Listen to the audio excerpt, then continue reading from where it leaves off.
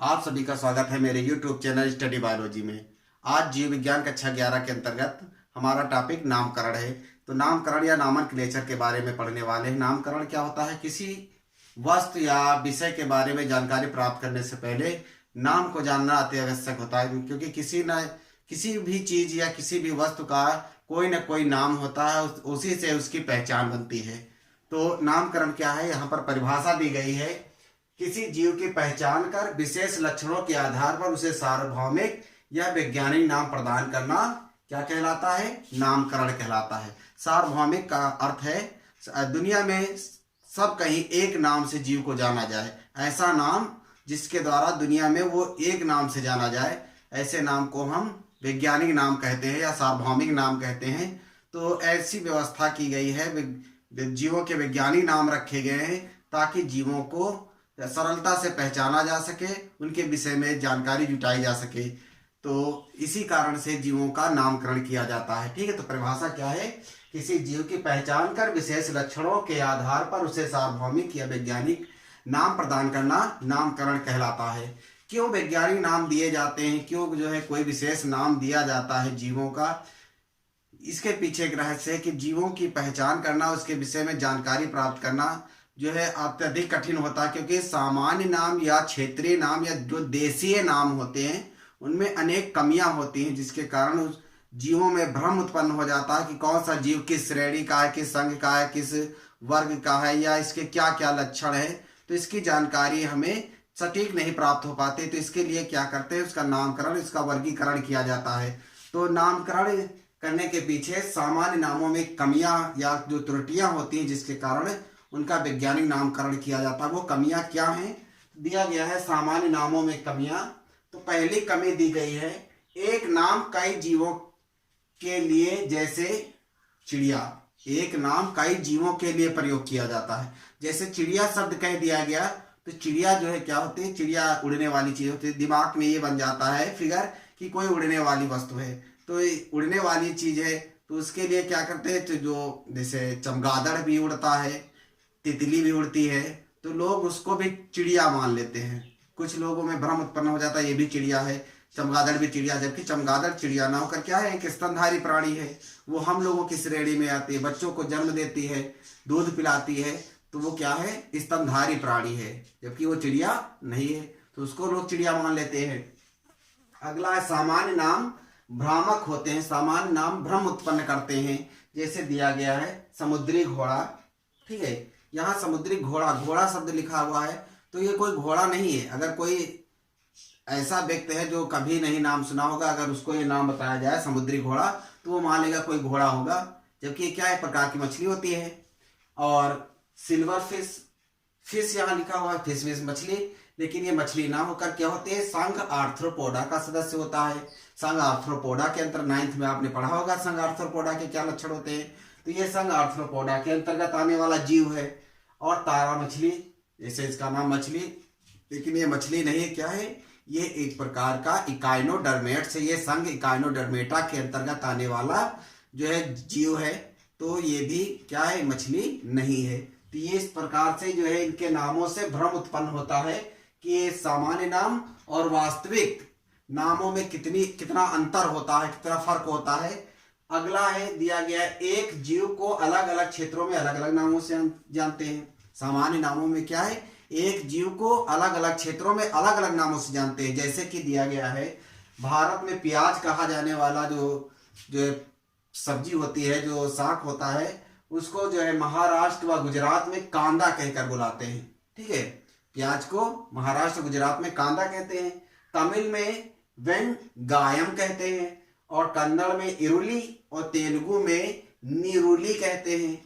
इस प्रकार से एक नाम को, एक प्याज को कई नामों से, कई राज्यों में कई नामों से जानते हैं। तो इस प्रकार से एक जीव को अलग अलग क्षेत्रों में अलग अलग नामों से जाना जाता है। तो ये भी एक प्रकार से भ्रम उत्पन्न करता है। और अगला दिया गया, इनका सुधार और बदलाव संभव नहीं। जो सामान्य नाम होते, क्षेत्रीय नाम होते हैं, वो लंबे समय से, आदिकाल से लोग पूर्वजों दर पूर्वज चलते चले आ रहे हैं, उनको मिटाना या दूर करना या उनमें सुधार करना संभव नहीं है, क्योंकि वो अगली पीढ़ी में अनुवांशिक रूप से चले जाते हैं। अनुवांशिक रूप मान सकते हैं, अनुवांशिक तो नहीं होता, लेकिन ये मान सकते हैं कि माता पिता से संतानों में चले जाते हैं। तो इस तरह से एक लंबे समय से ये अस्तित्व में बने हुए, तो इनको मिटाना या इनमें बदलाव करना असंभव जैसी बात होगी। और सीमित क्षेत्रों तक जाने जाते हैं। जो सामान्य या क्षेत्रीय नाम होते हैं सीमित क्षेत्र तक, उनका दायरा बहुत सीमित होता है, बहुत अधिक दूर तक उनका प्रचलन नहीं होता है। जैसे भारत में गौरैया कहते हैं, और वहाँ स्पेन में उसको पार्डल बोलते हैं। तो इस प्रकार से अलग अलग जो है देशों में अलग अलग नामों से जानते हैं। तो ये कमियां हैं सारी जो क्षेत्रीय या सामान्य नामों की, जिसके कारण जो है जीवों की पहचान बनाने के लिए उसका नामकरण किया गया, उसका वैज्ञानिक नाम दिया गया, ताकि जीव को एक नाम से जाना जा सके। ठीक है, उसके बाद आता है वैज्ञानिक नाम। अगला जो है टॉपिक है साइंटिफिक नेम। क्यों वैज्ञानिक नाम दिए जाते हैं, वैज्ञानिक नाम क्या होते हैं। ठीक है, तो वैज्ञानिक नाम के अंतर्गत एक पद्धति सर्वमान्य है, जो सर्वप्रचलित है, जिसका नाम है द्विपद नाम पद्धति। ये पद्धति जो है सबसे ज्यादा प्रचलित है। बायनोमियल नॉमेनक्लेचर, इसके द्वारा जो है ये किस वैज्ञानिक के द्वारा जो है ये पद्धति दी गई, तो स्वीडिश वैज्ञानिक हैं, स्वीडन के वैज्ञानिक हैं कैरोलस लीनियस। इन्होंने अपनी एक पुस्तक लिखी सिस्टेमा नेचुरी, जिसमें 1758 ईस्वी में जो है ये द्विपद नाम पद्धति का वर्णन किया कि जीवों के जो वैज्ञानिक नाम होंगे वो दो नामों से जाने जाएंगे। एक नाम जीव का कौन सा होगा, वंश का नाम, और एक नाम होगा जाति का। अर्थात एक जीव के दो नाम होंगे, एक वंश का नाम, एक जाति का नाम, दोनों को मिलाकर एक जीव माना जाएगा। तो एक जीव के लिए दो नाम होने अनिवार्य होता है। तो ये व्यवस्था, ये विधि किसने दी थी, ये कैरोलस लीनियस ने दी थी। ठीक है, द्विपद नाम पद्धति के क्या नियम है, क्या क्या नियम है, कौन कौन से नियम फॉलो करते हैं इस द्विपद नाम पद्धति में। तो इसमें जो है जो इंटरनेशनल जो है कोड ऑफ जियोलॉजिकल नॉमेनक्लेचर है या बॉटेनिकल नॉमेनक्लेचर है, ये जो संस्थाएं हैं, ठीक है, ये संस्थाएं जो है कुछ नियम बनाए हैं द्विपद नाम पद्धति के लिए, जिसमें यहाँ पर ये उनको दिखाया गया है या दर्शाया गया है। तो पहला दिया गया है नियम, जीव के दो नाम होते हैं। जैसे हमने पहले बताया, कैरोलस लीनियस ने भी बताया था कि जीव के दो नाम होते हैं, वैज्ञानिक नाम दो नाम होंगे। ठीक है, तो कौन कौन से होंगे, एक वंश का नाम होगा, दूसरा जात का नाम होगा। ठीक है, एक जीव के दो नाम होंगे या दो नामों से जीव को जाना जाएगा। अगला है लैटिन भाषा की तरह तिरछे अक्षरों में लिखते हैं। जो भी जो है जीव का वैज्ञानिक नाम लिखा जाएगा, उसको हम टेढ़े अक्षरों में, इस तरह से टेढ़े अक्षरों में लिखा जाता है। ठीक है, लैटिन भाषा की तरह जो है टेढ़े अक्षरों में लिखते हैं। जैसे यहाँ हमने लिखकर दिखाया था ओसिमम सैंकटम, यहाँ पर टेढ़े अक्षरों में लिखा गया है। ठीक है, अगला है वंश का पहला अक्षर कैपिटल लेटर में होगा। जो वंश का पहला अक्षर, ये वंश हो गया, ये वंश हो गया, और ये जाति हो गई। पहला अक्षर वंश का, पहला शब्द जो है वंश का, दूसरा शब्द जाति का। और पहले शब्द अर्थात वंश का पहला अक्षर कैपिटल लेटर में होगा, बड़े अक्षरों में होगा, और जाति का पहला अक्षर स्मॉल लेटर में होगा, अर्थात छोटे अक्षर में लिखा जाता है। ये नियम हो गया। ठीक है, वंश का पहला अक्षर कैपिटल लेटर बड़े अक्षरों में, और जात का पहला अक्षर स्मॉल लेटर में छोटे अक्षरों में।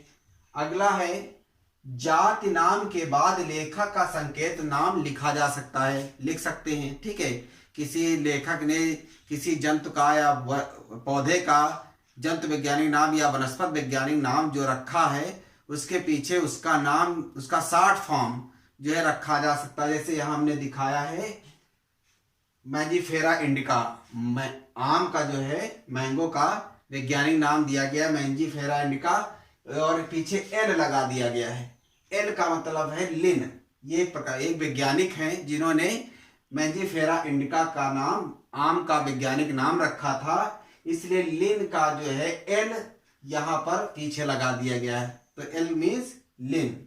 ठीक है, प्रकार से किसी वैज्ञानिक का नाम भी लिख सकते हैं, पीछे उसका शॉर्ट फॉर्म संकेत रूप लिखा जा सकता है।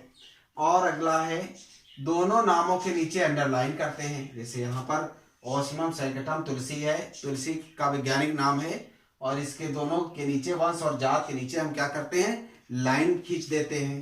ठीक है, उसके बाद कुछ जो है यहाँ पर ये इतने सारे नियम हो गए जंतु वैज्ञानिक नाम या वनस्पत वैज्ञानिक नाम, या कह सकते हैं वैज्ञानिक नाम जो जीवों के होते हैं, तो उनके ये कुछ 5 नियम दिए गए हैं। 5 नियमों से किसी जीव का वैज्ञानिक नाम लिखा जाता है। इसके बाद कुछ जीवों के यहाँ पर नाम उनके वंश और जात अर्थात वैज्ञानिक नाम दिए गए हैं। जैसे पहला है मानव, तो मानव का वंश क्या है, होमो, और जात क्या है, सैपियंस। तो मानव का, मनुष्य का वैज्ञानिक नाम क्या हो गया, होमो सैपियंस। चीता दिया गया है, चीता का क्या होता है, पैंथेरा टाइग्रिस। ठीक है, पैंथेरा टाइग्रिस हो गया। और केचुआ है फ्रेटिमा पोस्ट्यूमा, और मटर का पाइजम सटाइवम, और सरसों का है ब्रेस्का कंपेस्ट्रिस। तो ये इतनी सामान्य जानकारियां हो गई किसके बारे में, नामकरण के बारे में, कि जीव का क्या नाम होता है और जीवों का नाम किस विधि से लिखते हैं, किस पद्धति से लिखते हैं। तो इसको तैयार कर लीजिए। ये द्विपद नाम पद्धति बहुत पूछा जाता है। ठीक है, धन्यवाद।